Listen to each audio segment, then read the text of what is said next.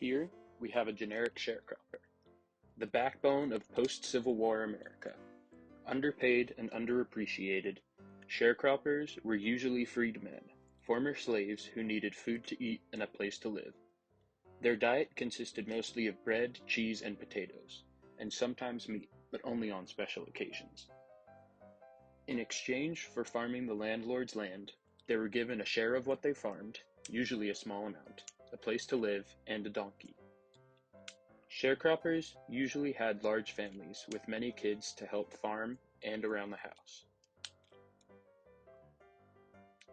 The landlord typically left the sharecropper alone, only they set the amount of money they gave back to the sharecropper from their farming, thus making the sharecropper completely beholden to them.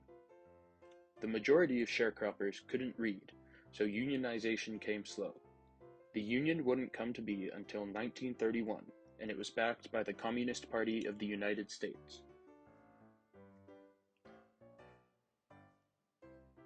After harvesting their portion of land, the sharecropper gives their crop to the landlord to sell. In many cases, the sharecropper didn't know the true worth of their work, but they knew they were underpaid.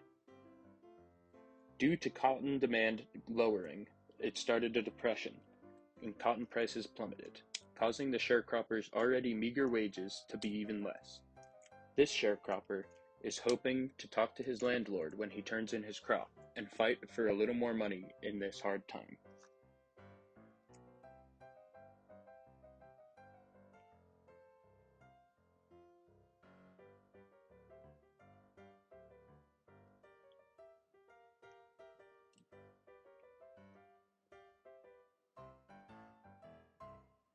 It looks like the landlord is out, and only his wife is here. Oh well, I guess he'll have to wait till next time to argue his wages.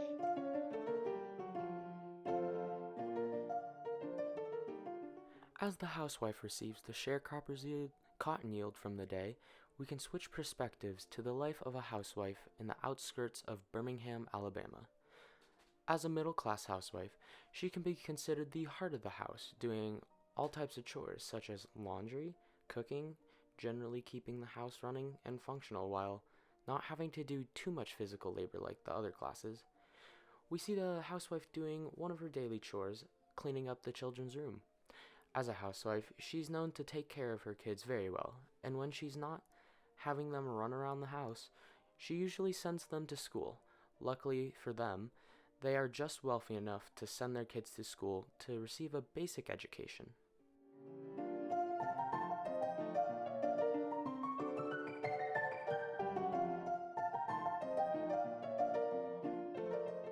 Once the housewife is done with her chores, she may go read the Bible or maybe something in the newspaper. But when she's not busy and the whole family is home, they may go into the town to the theater and go watch a new play as a new form of entertainment for the time. But if that's not the case, she may go get dressed up for a new occasion she has. When the housewife is all dressed up, she invites her other housewife neighbors over to have a book club and talk about all the other current events. This book club gives these women a sense of independence and their own sense of thinking. This is a big change in the time since these women would start seeking for more rights.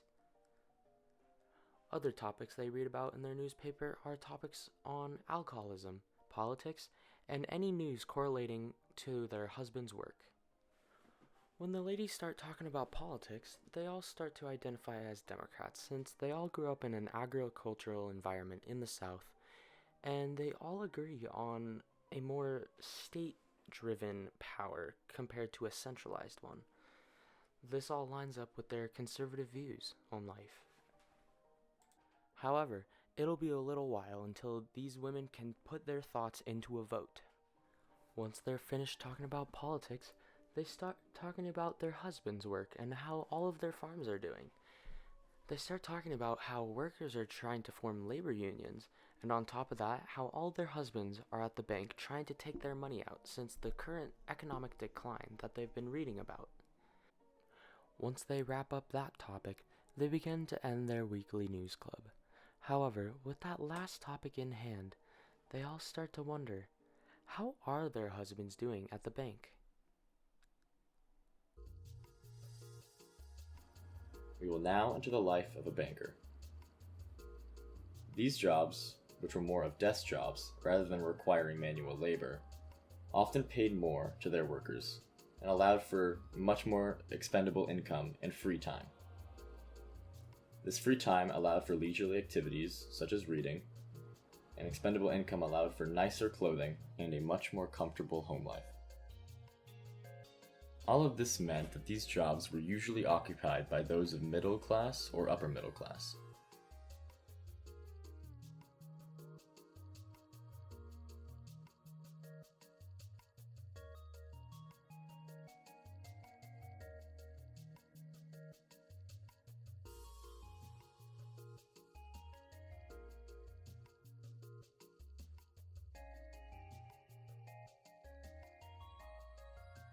Unfortunately for the banker, the nation is currently in a financial crisis, which have caused many banks to be shut down from running out of money, as people take out all of their money in a scramble to make sure they don't lose their savings.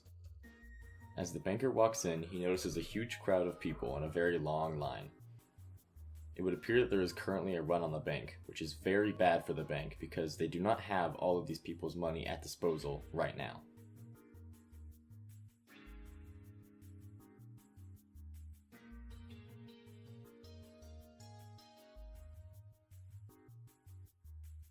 The banker is constantly scrambling, trying to fulfill all of his customers' needs and giving them the money that they're requiring, as it is his job. But there is simply not enough money in the bank.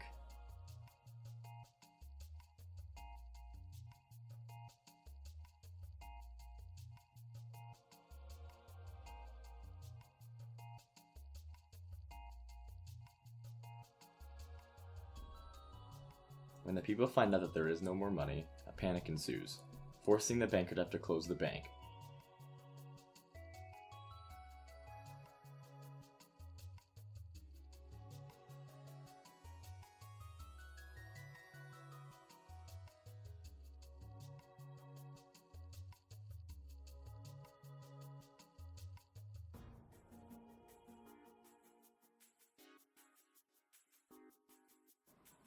This has not been a good day for the banker. With this financial crisis, he is a constant worry of losing his job. This worries him because it is how he makes his entire livelihood, and with the constant increase in immigration taking up all the jobs and leading to inflation, it's important that he keeps his job right now, more than ever. But the future is not looking bright for him.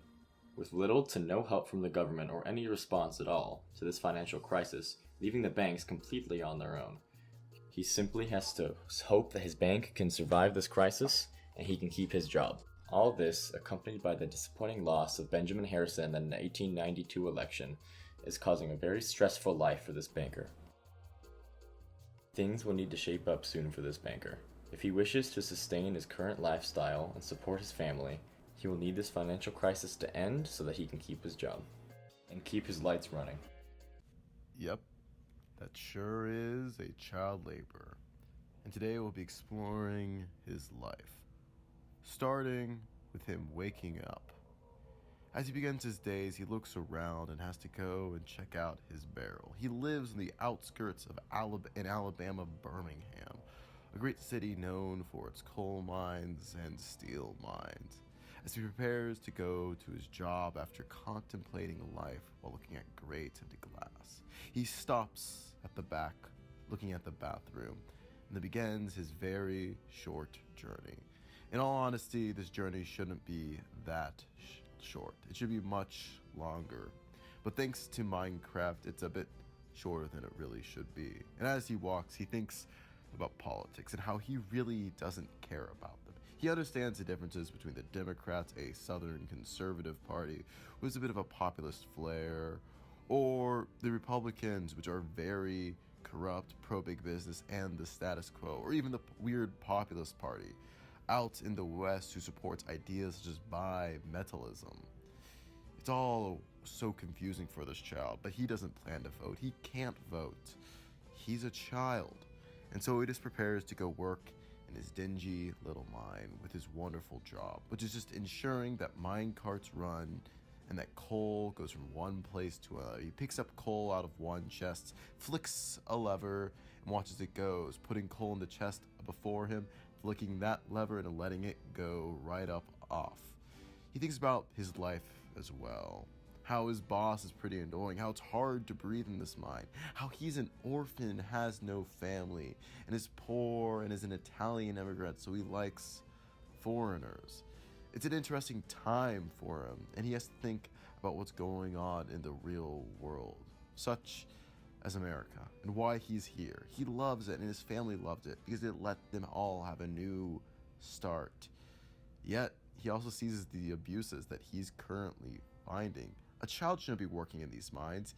He really shouldn't be.